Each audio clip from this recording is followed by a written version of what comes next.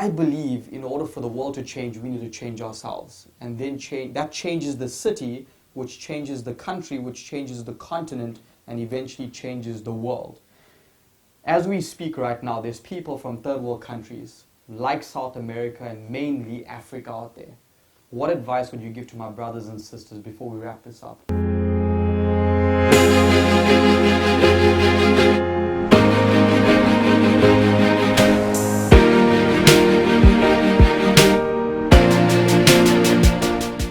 Yeah, check it out, man. This is your boy Akon, and right now you're tuned in to the Millionaire Student Show with my man, Sashin Govender.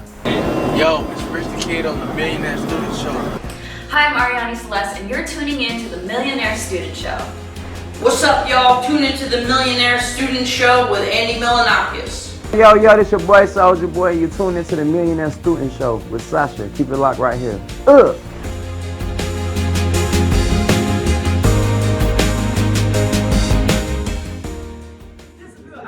Same color nap. Running on Draco, little nigga, I'm clapping. With the breeze, nigga, I can do magic. Whipping up dope, it's looking fantastic. Ray J, what up? Ray J, what up? Pull up, nigga, I'm on Rodeo Drive. Come right now, at my house on Rodeo. We're hanging out right now in Beverly Hills with the one and only Soulja Boy himself, American, rapper, record producer, actor, and even an entrepreneur. And everyone knows you for Crank That. Everyone, because that was the major hit. Tell us a bit about yourself, your background. I want to go to the core, way before you were known as Soulja Boy. Humble beginnings. Did you really think you'd be as big as you are right now? Yeah, I always knew I was going to be this big. I was born in Chicago, Illinois, raised in Atlanta, Georgia, on the west side, Zone 1, Simpson Road. And I started wanting to do music around the age of 11 years old. I started rapping when I was 14, and I got signed when I was 17 years old. Interscope Records, Jimmy Iovine, and the rest is history. That's pretty cool, man. So, growing up, I'm sure you went through a lot of adversity in life. Yeah. We all get tested. And, my 4 factors in life that I'm mastering right now is health, wealth, spirituality, and relationships. And I believe, sometimes in life we're so high financially, but we go through a down and adversity in our health or relationships, etc. As we speak right now, you've transitioned from adversity to prosperity. Right. How did you have that mindset? How did you stay so zoned in and focused to get it done? Well, basically just in life, you have to make the decision of, do you want to be poor or do you want to be rich? Yeah. And I decided that I wanted to be rich at an early age. And when I made that decision, I decided to turn my life into a full 360 spin. So basically what that means is going from being broke and poor in the ghetto, from your lights being cut off, can't pay the light bill, from being on Section 8, food stamps, welfare, and selling drugs out the house at an early age, you know what I'm saying? So I said, I'm gonna make this decision to change my life for the better. So once I made that decision to do that, I flipped it to now where I own a $4.9 million mansion in Malibu. Love that. I got my own video game console that sold over a million dollars in sales in 15 days. We did $250,000 in sales in 24 hours. And I just decided I wanted better. I always knew I was be this big because I would have dreams as a little kid every night about me just being famous. I never knew what it meant though. So you had the end in mind. I'll fall asleep, and when I dream, I'll be standing on a stage with like 30,000 people in front of me screaming my name. Yeah. And I would wake up like, what does this dream mean? Yeah. And now I know what it means because I do that all the time now. I just performed at the Barclays Center last week for the first time in my career. I love that. It was over 30,000 people there, so that was one of the dreams I had as a kid. Yeah. So that when I would tell people in Atlanta, in the hood of Mississippi, I'd be like, yo, I'm about to be famous, I'm about to be famous. They're like, yo, you crazy, you know what I'm saying? But I already knew it because of those dreams I used to have. Yeah. They felt so real. I knew that they meant something. So we can relate because I'm coming from South Africa. Average income is about $200 to $300 a month. I mean, you were in South Africa. But, at the end of the day, it's like you go through so much of adversity and so much of pain that you force yourself to succeed. Exactly. So when you say, hey, I have the end in mind. I can see myself selling out stadiums. I mean, and this is something I learned at a very young age. When you take that word SAW, I'm sure you saw yourself driving the Bentley that you drove in right now. Yeah. I'm sure you saw yourself living in that $4.5 million mansion in Malibu. Yeah. I'm sure you saw yourself with a Rolex on and living the dream life. But when you flip that word SAW, it stands for WAS. I was there in my mind. Yeah. I was there. I could physically feel it, but I couldn't see it yet. And I was there. So, you know, that transition of believing you were there way before you physically are there, half the battle's already won. Right. So you're 28 years old. Yep. I'm 24. What advice would you give to people who are looking at us and saying, hey, these guys are living my dream life, but they feel like they're so far-fetched from us. They feel like we're on a different level compared to them. But they don't understand we started off exactly where they were and we probably outworked them. What advice would you give for the 20-year-old kids out there? For the 20-year-old kid out there, I would just say, man, stay focused, stay very passionate, and whatever that you make your job, make sure that it's not a job and make sure it's something that you enjoy doing, something that's fun to do. Yeah. You know what I'm saying? What I do, I don't look at it as work. I make music, I create beats, I create melodies, I create flows, create patterns, I create businesses that I enjoy to do. You know what I'm saying? When I make a clothing line, I like to wear that clothing line. Love it. I like to design the shirt and design the hat to where I would like, what I would want to wear that, what I would like to somebody else to wear. So my advice is, in your 20s, make your job something that you love doing. Don't make it a job that you look at it like work, where you got to clock into a 9 to 5 at McDonald's, or you got to go pick up metal at a warehouse or something like that. Make it something that you enjoy doing, like painting, or whether you like drawing, or whether you like reading books, sell a book, or whether if you like video games, make a video game, or if you like fashion, make a shirt, or intern at a Abercrombie. You know what I'm saying? So, and it boils down to, you know, doing what you're doing right now, would you do it for free? Because that only determines whether you love it or you don't. I already did it for free. Yeah, I love that. I performed at plenty of concerts for free. I made plenty of beats for free. I've released music on free mixtapes. That's why you're passionate and successful. I've, you know, collab with artists for free. I've done my work for free in the past. So. And you built that up into a brand. See, most people feel like the brand comes first, then the hard work comes next. And first you went out and you worked. I mean, I got this tagline, work like you broke. You worked like you broke, and eventually you transitioned to a point where people are paying you to show up in appearances and even concerts, etc. Just try to stop at the bookshops and just buy like 4 to 5 books on personal development and self-life achievement, self-help books, and all the motivational, inspirational books. So you big into personal development? Yeah. Self-development, motivation. Yeah. As we speak right now, what's your biggest takeaway? What are you listening to, or have you ever attended seminars or reading any books? I mean, the TED Talks are always nice on YouTube, and the book, this is one book that I'm reading right now. It's called Mastery. Okay. And it's a nice book. You know what I'm saying? I love that. It's a real nice book. And anytime that I'm on the road traveling, when I'm in the airport, I just try to stop at the bookshops and just buy like 4 to 5 books on personal development and self-life achievement, self-help books, and all the motivational, inspiration books. Yeah. And I just buy like 4 to 5 and read them while I'm on a flight, like if I'm on a 12-hour flight to Paris, France, or I'm on a 16-hour flight to Dubai. I just got 4 or 5 books and I can read them on the entire flight. By the time I land, I'm just filled with knowledge. Yeah, and 80% of life is psychological once again. That 20% is mechanics. So you have the right mindset, then you execute, then you take action. So who's your mentor right now as we speak? As we speak, I do not have a mentor, but everything you see is me. You know, I produced Crank That, I wrote Crank That. I got 100% of all the money on the publishing. I didn't split it with nobody. The song sold 15 million ringtones.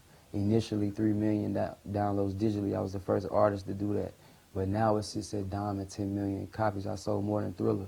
Yeah. You know what I'm saying? So I made all the money from that record.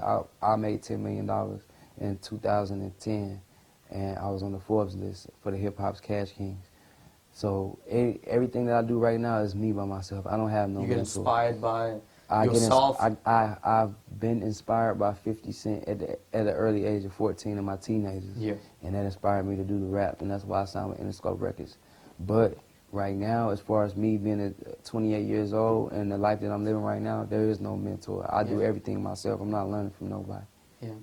Do you feel like there's a pinnacle when you have a mentor? Like sometimes you strive to only achieve what your mentors achieve, and some people can't go beyond that, because you said 50 was one of your mentors. You know, try to articulate and emulate him, and then what started to happen was you've surpassed that. You've gone bigger, because at 28 years old, I bet he was not doing anything close to where, you know, where you're at right now at a very young age. So do you think there's a ceiling when you have a mentor? That could be a possibility, yeah. Definitely, it could be a possibility. But, you know, at the same time, nobody knows the limits. I feel like there is no limitations. If I make $1 billion today, I'm going to figure out how to make $2 billion tomorrow. You know what I'm saying? There's another next level. It's always something else. So, you know, do you think that there's a secret ingredient to achieve massive success? Is it hard work? Is it having the right type of contacts which got you into the music industry? Honestly, in my field, speaking for where I come from, I don't think it's no secret ingredient. I don't think it's nothing. It ain't no trick. It ain't no nothing. It's got to be in you, not on you. And you got to know what you're doing, period. And you got to be born for it. You got to be ready for it. You got to be a true bred hustler. Everything in this life is written already from beginning to end, from the moment that we born to the day that we die. So it's nothing that we can change. You cannot change the person that you is. You're not going to change the person that you want to be. You just are who you are, and it is what it is. But at the end of the day, it's not no secret ingredient. It's not no cheat code. At the end of the day, it's hard work and determination. It's hard work and determination and focus and passion, and that's it. There's no secret ways to it, unless you just got rich parents or something to give you a check, or unless, you know, that's it. It's no way, because if it was, everybody would be rich. Yeah. Or everybody would be passing around the secret ingredient. You know what I'm saying? You know how many people that's in the hood broke, you know, wish they can get 100,000, 10,000, anything. You know what I'm saying? So if it was a secret ingredient, trust and believe, everybody in the hood would have been figured it out, and they would be getting money right now. It's hard work, smart work, knowledge. You got to be very passionate. You got to be very serious. It's not a game. Making money is not a joke. Making money is a lifestyle. It's life. It's what you lead. It's what you live, eat, breathe, and smell, shit, sleep, and piss. Is your life. You know what I'm saying? So if you're not ready to, you know, sacrifice everything right now for the dollar bill, then don't do it. You know what I'm saying? Just stay what you're doing. Stay where you at. You know what I'm saying? When you're really trying to really get some money out here, make some millions of dollars, it could be made. Without a doubt. So there's this fine line between being arrogant and confident. I mean, arrogance is when you know, think you're better than others, and confidence is when you know you the best and no one's better than you.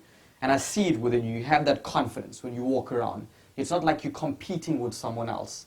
You know, was that an overnight thing? Did that just show up randomly? Because you do, I know you so aligned and you believe that your path is already set up, but was that confidence already there before you were making that type of money? You know, there's a lot of people that will see this video and say, hey, I'm broke. Should I be confident before the money shows up? I've always been confident my whole life. You know what I'm saying? I just feel like it got more serious and serious as the years went on, and other people started to take me serious. I took myself serious the whole time. It never was a joke with me. I always knew I would be a multi-millionaire. I always knew I could fuck any bitch. I already knew I could buy any whip, I could spit. I already knew I looked better than every rap nigga. I already knew I could rap better than everybody. I already knew I could dance and sweat. I already knew that, you know what I'm saying? But it just took the other people that knew that, you know what I'm saying? When I was in the hood and the streets fucked up, I knew I was that nigga. When I was watching niggas on TV like Lil Bow Wow and Lil Romeo, I knew that they, excuse my word, I ain't gonna say they were lame, but I knew that my music was better than them. I knew I was better than them, you know what I'm saying? So I knew once I got my shot, I was gonna take off past all of them. All I needed was my shot, you know what I'm saying? So at the same time, bro, I'm that nigga. It just is what it is. I know I'm that nigga. When you know you that nigga, it just is what it is. Now, if I knew that I couldn't rap, or I knew I was lame, or if I knew I wasn't from the streets or none of that, then it would be different. I know I'm from the streets. I'm from the Zone 1 West Side, Simpson Road, one of the hardest and toughest hoods in America. You know what I'm saying? I'm affiliated in Compton, California. I got some big dogs behind me supporting me in hoods across America. I'm very smart and intellectual. I'm a young boss. You know what I'm saying? I'm worth $30 million right now as we speak. You know what I'm saying? So I know that I'm that dude. You feel me? It just took me time to convince the other people. niggas looked at me and laughed at me, thought I was a joke and all that, but I already knew. I used to look at my bank account and laugh at niggas. Yeah. You know what I'm saying? So, Numbers don't lie. yeah. When you have those commas in the bank account, the confidence just starts to step up even more. Yeah. So, I mean, this is just you and I. No camera, no one else. I'm 24 right now. 19 made my first 6 figures, 21 7 figures, 24 made my first 8 figures. And own a few property, about 15, 20 fully owned property, speaking for 25,000 people out there. What advice would you give me? The advice what I would give you, man, is just don't let life pass you by. You know what I'm saying? In the meantime, when you making all this money, just make sure that you enjoying it and you enjoying your life. You know what I'm saying? Chill with your friends. Make time for your friends. Chill with your family. Make time for your family. Find you a good girl. Marry her. Start a family. Make time for your kids. Spend time with your kids. If you got kids right now, spend time with them. Support them. You know what I'm saying? I know it's hard. You working. You making a lot of money. But at the same time, your family needs you. Yeah. So don't let the work from you making all this money outweigh the family. You got to find a way to balance it. You know what I'm saying? So just stay involved with your family all the way. Keep your family involved. Have you a nice girl, you know what I'm saying, wife and kids, and do the things that you want to do personally. You know what I'm saying? After you accomplish everything in the work world and you get financially stable, do everything personally that you want to do within yourself and just enjoy life. Because at the end of the day, you can't take none of this money with you when you die. You know what I'm saying? So while you're here on earth, enjoy it to the fullest. Live every day like it's your last and surround yourself with your family. And that's it. So, you've been getting a lot of attention lately for saying that you were responsible for putting the new generation of rappers on. Chief Keef, Lil Pump, Lil Twist, etc. Would they still be the same stars that they are today without you? And I was on stage and I said, we got the next superstar in the crowd. And I turned out to be right, you know what I'm saying? Because Lil Pump is a multi-millionaire right now. And he was in the front row, he was 9 years old. Chief Keef, Lil Pump, Lil Twist, etc. Would they still be the same stars that they are today without you? No, you know what I'm saying? Because I opened up the doors for all of them. I had to take the bullets. I had to take the slack. When I first came here, people said I killed hip-hop in 2007, Crank that. Ice-T said that, and Snoop Dogg said that, you know what I'm saying? But now, 10 years later, everybody doing songs with all the new generations as fast and quick as they can because they like it now. Because I had to open up the doors and make everybody comfortable with it, you know what I'm saying? Lil Pump was 9 years old in my concert in Miami, Florida, 2011. He's 16, 17 now, and he owned a multi-million-dollar artist, you know what I'm saying? And I was on stage and I said, we got the next superstar in the crowd. We got the next president in the crowd. We got the next doctor and beautician in the crowd. This is the future. And it was all little kids. And I turned out to be right, you know what I'm saying? Because Lil Pump is a multi-millionaire right now. And he was in the front row. He was 9 years old. So if that ain't the proof in the pudding, I don't know what is. My words was that powerful that inspired him that he went out there and made it in the rap game. That's crazy. Totally agree. That leverage, have the ability to leverage off you, your success, but also at the end of the day, people start to change when they have a little bit of success and they have a little bit of money and they start, their mentor doesn't become their mentor anymore. They start to divert and look at people who didn't help them and give them more respect. And that's a sad reality. So before we wrap this up, Soulja Boy, the Millionaire Student, motivation, personal development, and you doing that in your music right now. Yeah. And what are we doing together in the sense of, you walk into a stadium with 30,000 people. I do that with 10, 15, 20,000 people, but the ultimate aim is we have the same end in mind, to make a difference in the world, to change the world. I believe in order for the world to change, we need to change ourselves. And then that changes the city, which changes the country, which changes the continent, and eventually changes the world. As we speak right now, there's people from third world countries, like South America and mainly Africa out there. What advice would you give to my brothers and sisters before we wrap this up? Most importantly, lost as hell. Lost to the point where, I just had a friend that just passed on, hung herself. And why? Because, as much as you're coming from adversity, $200 a month is what people in Africa make.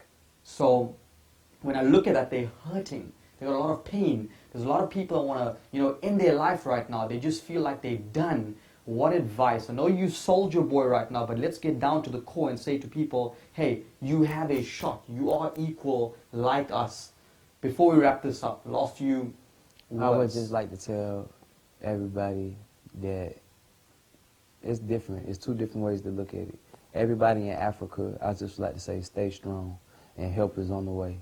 You know what I'm saying? At the end of the day, the people that's making multi-million dollars or the people that's making $1,000, no matter what type of money that you make, just if you got your family around you, just enjoy your family. You know what I'm saying? Make the most out of your situation with whatever you have, and be happy. You know what I'm saying? Don't let money control your emotions or your life or happiness. Don't let you want to end your life over a dollar bill or paper, materialistic. At the same time, money rule the world. It's very important. You got to have it to live and eat and survive. But at the same time, if you don't have money, don't let it control your lifestyle. If you don't want to work for it, at the same time, if you're poor, it's your fault. You have to get off your ass and go work. Nothing's gonna come to you just sitting and wishing and dreaming. But at the same time, that's for people in America. In America, we got a better chance. You can go out and get a job. You can go to school. There's a lot of different options. Over the third world countries, it's way harder, so I understand. But my message is to the people that's poor, you don't understand that you have a way better shot than anybody else. When you're rich, you have what we call rich people problems. I got to pay taxes. I make millions of dollars. I have to pay hundreds of thousands in taxes. You know what I'm saying? Millions, damn near. You know, poor people don't got to pay taxes. Y'all get income tax. Y'all get income check. Y'all got a better chance. You know what I'm saying? So probably from the outside looking in, it looked better like, oh, he got 10, 20 million, but shit, I still got a lot of bills, a lot of shit, I got a fancy lifestyle, you know what I'm saying? So I have to work hard to keep up that lifestyle. For y'all just, you know what I'm saying, starting off. You can have a regular job. It's all about the lifestyle that you want to have. If you want to be rich, you got to sit back and make those goals and start early. You can't really start late and become rich. You can, because it's possible. A lot of multi-millionaires didn't get rich till they was in their 30s and 40s. But me, I started early in my teenagers. What age did you start? I started at 14 when I started rapping. But me wanting to be rich and a millionaire, that was like at 11 when I put that in my head, because we were so poor. And I was like, yo, I gotta get rich, yo. My mama went to college and graduated college, 4 years, straight A's, and poor as fuck. You know what I'm saying? So I'm like, that's where I said fuck college, because I'm like, yo, how my mama go to college, 4 years, made straight A's, got a diploma, got the best education she can get, and couldn't get a job. And you know what I'm saying? We was poor as fuck. So I said, fuck college. I didn't go to college, and I'm a multi-millionaire. I'm worth 30 million. I'm like one of the richest rappers in the game, and I didn't go to college. I barely graduated high school. I dropped out in the 11th grade because I got signed. You know what I'm saying? I got my diploma. But I'm worth more than every teacher. I got a diploma past too. I'm worth more than every teacher that taught me. I'm worth more I'm worth more than all the schools I could buy the school. Yeah. I'm worth more than the principal. I'm worth more than, you know what I'm saying? Yeah.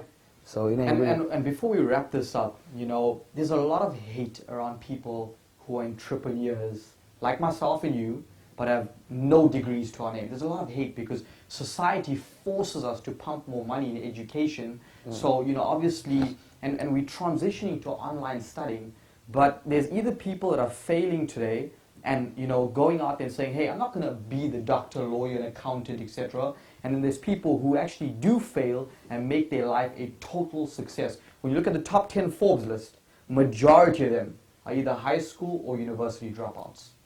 And for me, it just, you know, goes out there and clarifies that formal education will make you a living, but self-education will make you a fortune.